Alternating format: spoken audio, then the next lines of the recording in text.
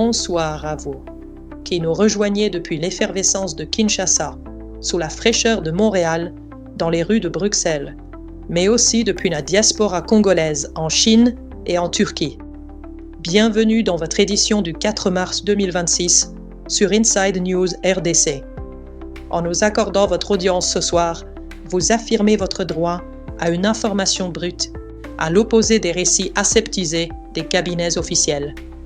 Notre nation traverse une heure de vérité où chaque décision prise à des milliers de kilomètres dans les bureaux de Washington résonne jusque dans les collines de l'Est.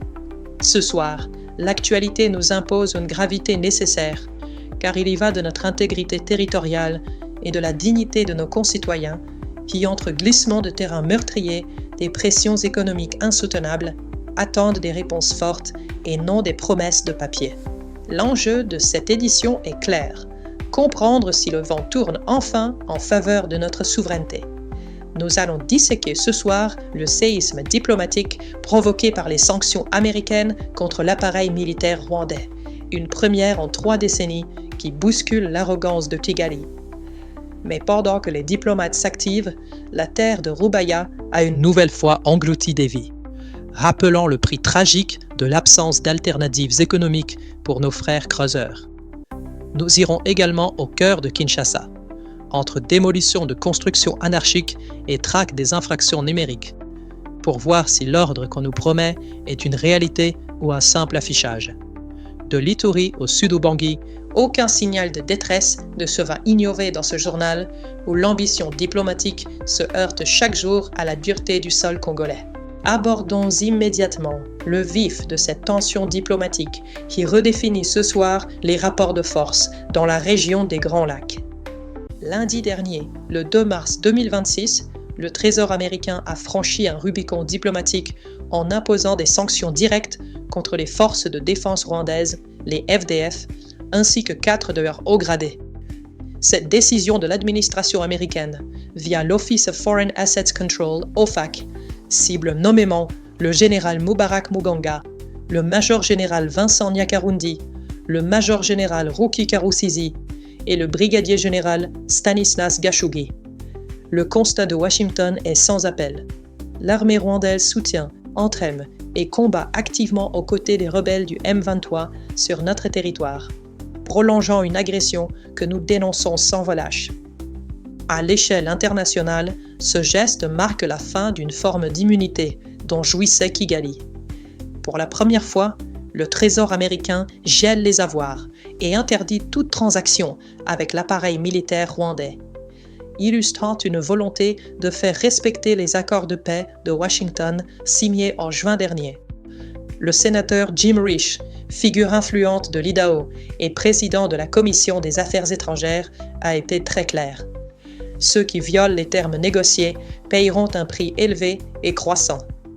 Il s'agit là d'un avertissement solennel adressé au régime de Paul Kagame, sommé de retirer immédiatement ses troupes, ses drones kamikazes et son matériel lourd du sol congolais, particulièrement autour de la ville stratégique d'Uvira. Cependant, la réalité du terrain nous oblige à une lecture plus nuancée. Le Trésor a publié dans la foulée la General License No. 1, une autorisation temporaire permettant la cessation ordonnée des opérations commerciales avec les RDF jusqu'au 1er avril 2026. La nuance est de taille. Toute transaction durant cette période doit impérativement transiter par des comptes gelés. Si l'intention est de permettre un désengagement sans chaos financier immédiat, cette licence soulève des doutes sur l'asphyxie réelle de l'agresseur. Le docteur Denis Mukwege, notre prix Nobel, n'a pas tardé à réagir, saluant ces mesures, mais les jugeant encore insuffisantes pour briser la machine de guerre de Kigali. Pour lui, il faut une coordination internationale pour isoler totalement le Rwanda et exiger son retrait définitif des opérations de maintien de la paix de l'ONU, dénonçant l'incohérence d'un pays agresseur en RDC qui porte le casque bleu au Mozambique. Quel sera l'impact réel sur le pouvoir d'achat de la guerre? Pour nos compatriotes, ces sanctions sont une lueur d'espoir pour faire basculer le front militaire. Mais si Washington parle, le retrait effectif des troupes rwandaises reste à prouver. La nation doit rester vigilante. Les sanctions sont un outil diplomatique, mais notre souveraineté se défendra avant tout par notre capacité à sécuriser nos propres frontières. Est-ce le début d'une diplomatie coercitive capable d'imposer la paix, ou une simple posture en attendant que les lignes de front se stabilisent? La réponse appartient à la fermeté de notre réponse nationale. Mardi 3 mars, vers 15h30, le site minier de Gassasa, situé à seulement 5 km de Roubaïa dans le Massissi, a été le théâtre d'un glissement de terrain dévastateur. Plus de 200 victimes sont redoutées, ensevelies sous des tonnes de terre instable. Ce drame survient dans une zone où le sol, marécageux et fragilisé par des excavations artisanales incessantes, a fini par céder, fauchant des creuseurs et des petits commerçants, souvent des femmes, venus chercher de quoi nourrir leur famille. L'atmosphère à Roubaïa est aujourd'hui d'une lourdeur insoutenable, alors que les secours artisanaux tentent, à main nue, d'extraire des vies de la boue. Ce fait tragique résonne avec une amertume mondiale, alors que le coltan de Roubaïa alimente les industries technologiques du globe. Pourtant, sur place, les autorités occupantes semblent plus préoccupées par le verrouillage de l'information que par le secours des victimes. Des témoins rapportent que toute personne ayant tenté de filmer la scène ou de documenter l'ampleur du désastre est immédiatement interpellée. Cette opacité organisée ne peut cacher la réalité. Ce même site avait déjà coûté la vie à plus de 400 personnes le 28 janvier dernier. Comment expliquer que quelques semaines plus tard, nos frères aient été autorisés à retourner dans ce que tout le monde savait être un mouroir à ciel ouvert? L'absence d'alternative économique est ici le véritable bourreau. Le docteur Mukwege souligne souvent que l'exploitation de nos ressources ne profite pas à ceux qui les extraient au péril de leur vie. À Gassasa, les familles attendent, hébétées, sans nouvelles de leurs proches, alors qu'aucune mesure de sécurisation n'avait été prise après la tragédie de janvier. Pourquoi ces zones rouges restent-elles accessibles, sans aucun encadrement technique de l'État? La réponse officielle invoque souvent la complexité sécuritaire du Nord Kivu. Mais pour le citoyen, c'est le sentiment d'un abandon organisé au profit des trafiquants de minerais qui domine. L'exploitation artisanale reste la seule bouée de sauvetage pour des milliers de foyers, malgré le risque de mort imminente. Jusqu'à quand devrons-nous compter nos morts pour chaque kilo de minerais exporté? Le gouvernement doit-il se limiter à des messages de compassion ou est-il temps d'imposer des normes de sécurité strictes, quitte à suspendre les activités sur les sites dangereux? La vie d'un Congolais ne peut avoir moins de valeur que le coltan qu'il extrait. Nous devons transformer cette douleur en une exigence de réforme radicale du secteur minier artisanal, pour que plus jamais le sol de nos ancêtres ne devienne le tombeau de nos enfants. À Kinshasa, le vice-premier ministre Jean-Pierre Bemba a lancé une opération de grande envergure pour réouvrir le chenal de Kingabwa, totalement obstrué par des remblais illégaux. Le constat est ahurissant. Près de 34 000 camions de terre auraient été déversés en l'espace de 5 ans pour créer des parcelles privées, asséchant les installations portuaires et forçant les bateaux à décharger au large. En parallèle, le gouvernement provincial annonce la démolition imminente des constructions érigées le long de la clôture du Stade des Martyrs, entre Kasavubu et les Huileries, pour ériger un grand collecteur d'eau et lutter contre les inondations chroniques du boulevard Triomphal. C'est la version officielle. Mais regardons ce dossier avec les yeux de la réalité et appliquons-y notre test de souveraineté. En avons-nous vraiment besoin? Certes, l'assainissement est vital, mais pourquoi l'État intervient-il avec des bulldozers après avoir laissé l'anarchie s'installer pendant 5 ans sous les yeux de ses propres agents? Le ministre provincial de l'Environnement dénonce 34 000 camions de remblais. Comment un tel volume a-t-il pu circuler sans la complicité active de certains fonctionnaires de la ville? Ce n'est pas seulement une question d'urbanisme, c'est le reflet d'une administration qui laisse pourrir la situation avant de jouer les sauveurs. Ces démolitions ressemblent à un remède brutal pour une gangrène qu'on a laissé macérer par corruption ou incompétence. l'impact sur l'économie domestique est direct. L'obstruction des voies navigables renchérit le coût des denrées alimentaires qui arrivent à la capitale, car le transbordement au large engendre des frais logistiques colossaux. Jean-Pierre Bemba promet de restaurer l'ordre, mais les citoyens se demandent si ces actions sont pérennes ou s'il s'agit d'un simple maquillage politique pour calmer la colère face aux inondations à répétition. La Régedec, de son côté, lance un programme de gestion des déchets avec des sacs colorés et des contrats obligatoires. Une ambition louable sur le papier, mais comment l'imposer à des populations qui luttent déjà pour l'accès à l'eau et à l'électricité? Démolir est une chose. Reconstruire un plan urbain cohérent en est une autre. Est-ce le début d'une véritable renaissance urbaine ou assistons-nous à un cycle de destruction sans lendemain qui ne fera qu'aggraver la précarité des plus vulnérables? Le gouvernement doit prouver que derrière les machines de démolition, il y a une vision et non une simple réaction épidermique.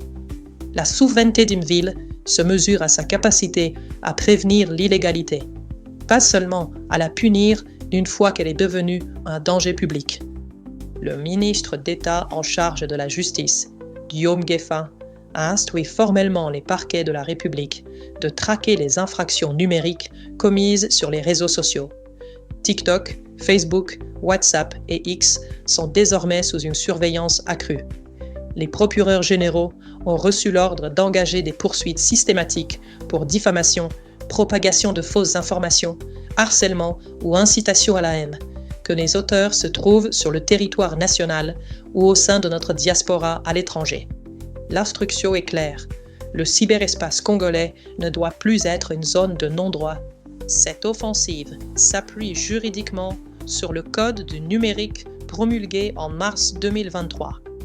Le ministre martèle que si la Constitution protège la critique et le débat public, cette liberté ne saurait couvrir des abus portant atteinte à la dignité humaine ou à l'ordre public. Pour le citoyen, cela signifie que la critique vive du pouvoir reste protégée, mais que l'insulte et la manipulation sont désormais passibles de sanctions sévères. La justice se réserve même le droit d'ordonner le retrait, le blocage ou la suspension de contenus manifestement illicites sous le contrôle des juridictions compétentes. On demande aux procureurs d'activer les mécanismes de coopération judiciaire internationale pour atteindre ceux qui, depuis l'étranger, pensent pouvoir déstabiliser la cohésion nationale en toute impunité. Cependant, un fossé se creuse entre l'intention de protéger l'ordre public et le risque de dérive liberticide. Si la protection des victimes de cyberharcèlement est une urgence absolue, la traque des voix dissonantes à l'étranger pose la question des moyens réels et de l'équité de cette justice. Le Code du numérique est un outil puissant, mais sa vulgarisation reste insuffisante. Le président Tshisekedi lui-même a rappelé l'urgence de faire connaître ce texte pour éviter qu'il ne serve qu'à la répression. Est-ce une volonté sincère d'assainir le débat public ou une stratégie pour museler la contestation numérique alors que la pression sociale et économique monte dans nos quartiers? La protection de la dignité ne doit pas devenir le tombeau de la contradiction citoyenne. Comment garantir que ces mesures ne seront pas détournées pour protéger les puissants contre la critique légitime de nos compatriotes? La justice doit prouver son impartialité en poursuivant avec la même vigueur les discours de haine émanant des cercles de pouvoir que ceux de l'opposition. Le respect des standards internationaux relatifs à la liberté d'expression sera le juge de paix de cette réforme numérique. En fin de compte, la vraie sécurité numérique mettra d'un contrat de confiance entre l'État et l'internaute, fondé sur la responsabilité et non sur la seule peur du procureur. Dans le secteur de l'éducation, un cri de détresse nous parvient du territoire de Kumbu, au sud d'Ubangi.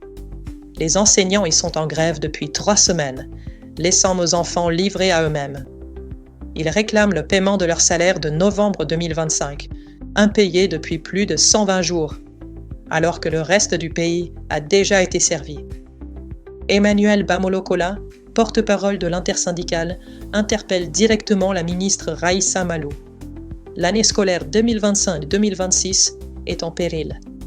Pendant ce temps, à Kinshasa, la nouvelle équipe de l'autorité de régulation du secteur de l'électricité ARE, dirigée par Soraya Aziz, a pris ses fonctions ce mardi 3 mars.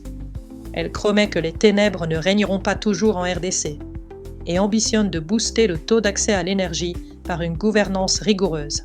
Le grand écart entre ces discours de renaissance énergétique et l'incapacité de l'État à payer les formateurs de notre jeunesse devient insupportable.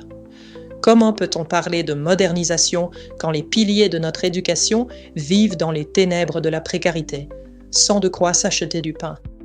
Le gouvernement doit impérativement revoir ses priorités budgétaires pour s'assurer que le social ne soit pas le parent pauvre des grands projets. La stabilité de notre nation commence par le respect de ceux qui façonnent l'intelligence de nos enfants. À Toronto, lors du prestigieux forum PDAC, le ministre des Mines, Louis Watoun Kabamba, a présenté une nation en pleine expansion. Notre production de cuivre a franchi le cap historique des 3 millions de tonnes par an, tandis que le prix du cobalt s'envole vers les 55 000 $ la tonne. La FDC ne se contente plus d'extraire. Elle s'apprête à entrer dans l'ère du lithium dans le Tanganyika et lance des raffineries d'or pour capter la valeur ajoutée sur notre sol. Ce dynamisme attire les géants mondiaux, confirmant que notre sous-sol est le moteur indispensable de la transition énergétique globale. C'est un levier de souveraineté économique sans précédent, à condition que ces revenus servent réellement le quotidien des Congolais. Pourtant, cette performance minière insolente contraste violemment avec les conclusions du baromètre des accords de paix publié hier à Kinshasa. 8 mois après l'accord de Washington, le taux d'exécution plafonne à un maigre 23%. Les mécanismes de suivi sont paralysés et la protection des civils est notée à 2,5 sur 10. Ce paradoxe est cruel. Le monde s'arrache nos minerais à prix d'or, mais les accords de paix signés sous l'égide des grandes puissances restent des lettres mortes pour nos frères de l'Ituri. En quoi ces millions de tonnes de cuivre changent-elles la vie des déplacés de guerre? Le gouvernement doit transformer son succès minier en poids diplomatique réel pour exiger l'application stricte des clauses de sécurité. La richesse de notre sol ne doit plus financer notre propre insécurité, mais devenir l'armure de notre souveraineté. Avant de refermer cette édition, notre attention se tourne vers ces signaux qui nous rappellent que le diable se cache dans les détails du quotidien. À Lubero, 5 corps ont été découverts dans le groupement Babakombe, otages des ADF assassinés le mois dernier, portant à 30 le nombre de victimes pour le seul mois de février. Dans le nord du Bangui, c'est une autre menace qui inquiète. 3000 éleveurs Mbororo et leurs 30 000 têtes de bétail sèment la panique. Un jeune homme de 23 ans a perdu la vie, poignardé par un éleveur, poussant le ministre de la Défense à promettre l'envoi d'unités spéciales. Pendant ce temps, à Kinshasa, la naissance du parti A.2.RC de Jean Bosco Mambo propose une renaissance de l'homme congolais, plaçant la morale au cœur de la politique. Une résistance morale qui fait écho à la détresse des déplacés de Pakadjoma qui reviennent s'installer sur les décombres de leur maison, refusant de mourir de faim sur le site de relocalisation de la Nsele. À Cabinda, les commerçants de la FEC posent leurs conditions. Ils ne paieront leurs taxes que s'ils voient enfin des routes praticables. Une lueur d'espoir subsiste néanmoins à Amé, en Ituri, où, 3 mois après le départ de la MONUSCO, les communautés Alour et Lendu recommencent à échanger sel et savon, prouvant que la paix peut naître de la base quand l'État accompagne la résilience locale. Ce soir, nous avons parcouru une république en tension. Des sanctions américaines qui isolent enfin Kigali, au glissement de terrain de Rubaya qui endeuille nos mines. Le fil conducteur reste celui de notre dignité. Nous avons vu l'État tenter de reprendre l'ordre urbain à Kingabwa et placer le cyberespace sous surveillance, pendant que nos enseignants du sud du Bangui attendent désespérément leur dû. Notre puissance minière affichée à Toronto ne pourra jamais masquer l'échec relatif des accords de paix, tant que le sang de nos compatriotes continuera de couler à l'Est. Pour conclure, je vous laisse avec cette réflexion de Jean Bosco Mamba. Le Congo n'est pas une vache à traire, mais un héritage à défendre. Cette phrase nous rappelle qu'aucune réforme économique ou administrative ne réussira si l'homme qui la porte n'a pas transformé son cœur. La renaissance de notre nation commence par notre refus de la cupidité et notre respect sacré du bien commun.